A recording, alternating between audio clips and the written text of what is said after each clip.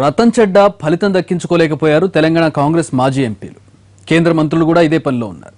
అదే పనిగా హైకమాండ్ వెంటబడి చివరికి ఒప్పించి సాధించిన తెలంగాణలో గెలవలేక చతికిలబడ్డ ఎంపీలు కనీసం తాము చేసిన పోరాటాన్ని భవిష్యత్ తరాలకు అందించే ప్రయత్నం కూడా చేసుకోలేకపోయామని తీరిగ్గా బాధపడుతున్నారట. రాష్ట్ర సమైక్యత కోసం పోరాడి ఓడిన ఉండవల్లి రాసిన పుస్తకం చూసి కనీసం ఈ పని కూడా చేయలేకపోయామని వాపోతున్నారట.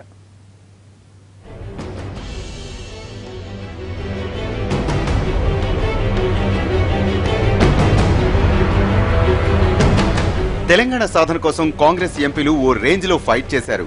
అధినాయకత్వంపై అలిగారు, అదిరించారు, బెదిరించారు. కేంద్ర రాష్ట్ర మంత్రులుగా ఉన్నవారి కంటే ఎక్కువగా హైకమాండ్ పై ఒత్తిడి చేసిన ఘనత వారిదే.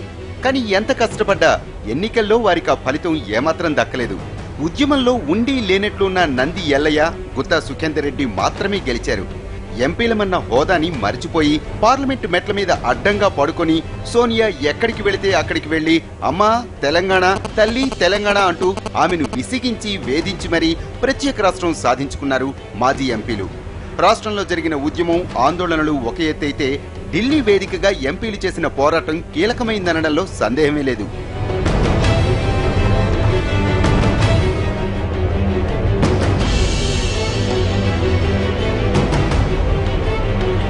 తెలంగాణ ఇస్తే చాలు గెలిచిపోవచ్చనుకున్న నేతలకు దిమ్మదిరిగేలా ఫలితాలు వచ్చాయి.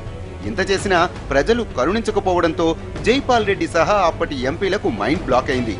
ఇది చరిత్ర.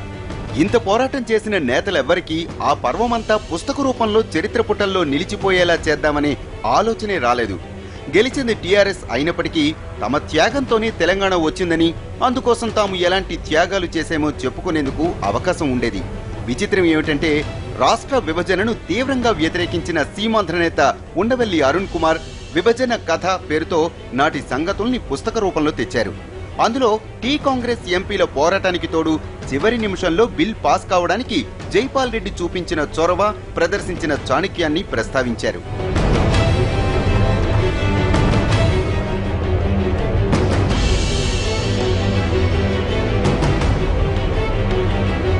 ఉండవల్లి రాసిన పుస్తకం చూసిన తెలంగాణ కాంగ్రెస్ నేతలు మనం కూడా ఇలాంటి పని చేసి ఉండాల్సిందని నాలిక కరుచుకున్నారట. టీఆర్ఎస్ గాలిలో మొన్న ఓడిపోయినా భవిష్యత్తులో మనం ఏం చేశామో ప్రజలకు తెలియజేసేందుకు పూసగుచ్చినట్లు ఓ పుస్తకం రాసుంటే బాగుండేదని ఇప్పుడు అనుకుంటున్నారట.